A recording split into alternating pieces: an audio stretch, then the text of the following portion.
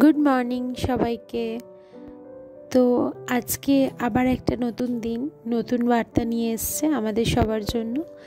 আমি শুরু করলাম আজকে দিনটা আপনাদের সাথে। আজকে শেয়ার করব আমি আমার কিভাবে মর্নিং স্কিন কেয়ার করি। সকালে উঠেই ফ্রেশ হওয়ার পরে আমি মুখটা ফেস ওয়াশ দিয়ে ধুয়ে নিই, তারপরে চুলটাকে আঁচড়ে বেঁধে নিই। কিন্তু আমার সামনের চুলগুলো ওরকম চিংড়ি মাছের মতনই থাকে, ওটাকে আমি আর কিছু করতে পারি না। সে যাই হোক, আমি গোলাপ জল অ্যাজ আ টোনার হিসেবে ইউজ করি। ক্লিনজিং করার পর যে কোনো মাইল্ড ফেস ওয়াশ আমি ইউজ করি। এটা কিন্তু গোলাপ জল, এটার মধ্যে আমি ভরে রেখেছি স্প্রে বোতলে, যাতে আমার স্প্রে করতে সুবিধা হয়। গোলাপ জল স্প্রে করার পরে এই যে ক্রিমটা, এটা আমি নিজে বানাই। আমার কোনো কেনা ক্রিম আমি মুখে মাখি না। আমার স্কিনে আগে অনেক প্রবলেম ছিল, কিন্তু এই নিজে বানিয়ে যে ক্রিমটা আমি ইউজ করি সেটাতে আমার স্কিন কিন্তু এখন অনেক ভালো হয়েছে। একদিন আমি এই স্কিনটা কীভাবে ক্রিমটা বানাই সেটা আপনাদের সাথে শেয়ার করব। ইউজ করে দেখবেন, আমি গ্যারান্টি দিতে পারি যে ভীষণ ভালো কাজ দেয় ক্রিমটা। তো আমি সকালে প্রথমেই ক্লিনজিং টোনিং করার পরে ময়েশ্চারাইজিং করে নিচ্ছি, ভালোভাবে কিছুক্ষণ ম্যাসাজ করে নিচ্ছি। আমি আন্ডার আইটাও ভালোভাবে ম্যাসাজ করে নিচ্ছি। আন্ডার আই যে পাফিনেস থাকে সেটাও ধীরে ধীরে কেটে যায়। আন্ডার আই ডার্ক সার্কেলসটাও এই ক্রিমটাতে ভীষণ ভালোভাবে কেটে যায়। ক্রিমটার কীভাবে বানাচ্ছি সেটা পরে দেখিয়ে দেবো। আর ক্রিম মাখার পরে আমি কিন্তু সানস্ক্রিন মেখে নিই। হ্যাঁ, আমি সকালবেলা বাড়ি থেকে খুব একটা বেরোনো হয় না, তবুও সানস্ক্রিন মাখি, কারণ এরপরেই তো আমাকে রান্না করতে বসতে হয়। সেই কারণে আমি সানস্ক্রিনটা মেখে নিই সেফ সাইড। তো আমি এখন ইউজ করছি ভিএলসিসি সানস্ক্রিন। আপনি যে কোনো ভালো সানস্ক্রিন ইউজ করবেন, কিন্তু আমি সাজেস্ট করব যে সকালে উঠে ক্লিনজিং টোনিং ময়েশ্চারাইজিংয়ের পরে একটা সানস্ক্রিন ইউজ করে নেবেন। তাহলে কিন্তু স্কিনটাতে ট্যান কম পড়বে না বলছি না, সান ট্যান পড়বেই। যতই সানস্ক্রিন লাগাই যাই করি আমরা, কিন্তু তুলনামূলক কম ট্যান পড়বে।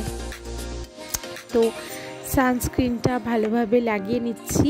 একটু যেরকম দেখছেন, হয়তো আমি একটু ফাস্ট ফরওয়ার্ড করেছি বলে মনে হচ্ছে আমি যেন খুব জোরে ঘষছি, কিন্তু নয়।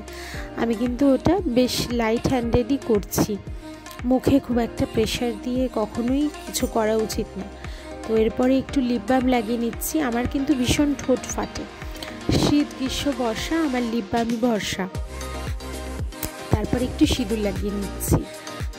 না হলে আমার মা শাশুড়ি যেই আমাকে দেখে বলে, কিরে সিঁদুর পরিস নি করতে থাকে।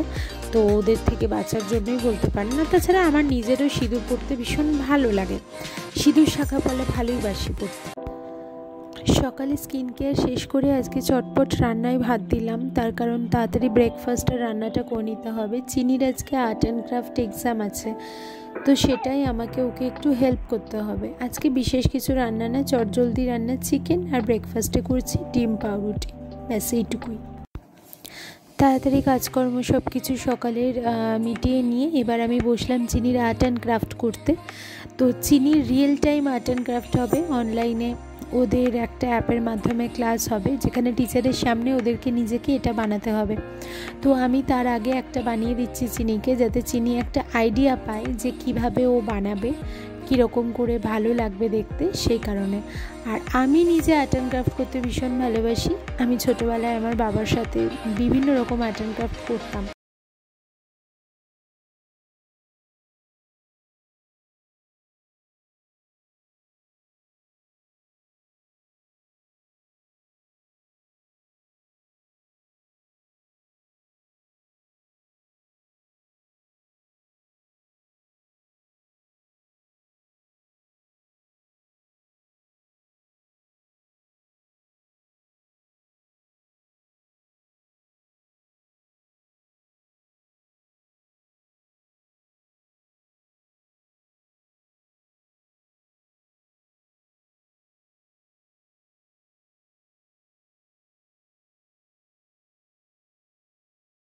জিনিসটা বানালাম।